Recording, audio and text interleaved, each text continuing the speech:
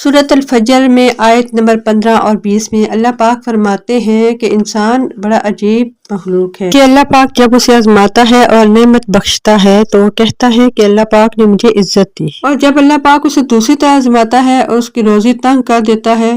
تو پھر کہتا ہے کہ اللہ پاک نے مجھے ذلیل کیا۔ یوں نہیں بلکہ تم لوگ یتیم کی خاطر نہیں کرتے اور مسکین کو کھانا کھلانے کی ترغیب نہیں دیتے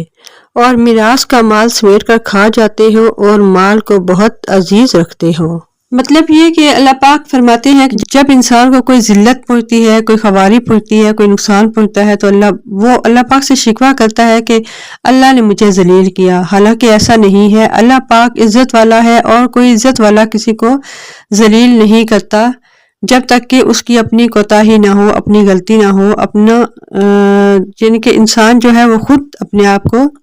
ذلیل کرتا ہے۔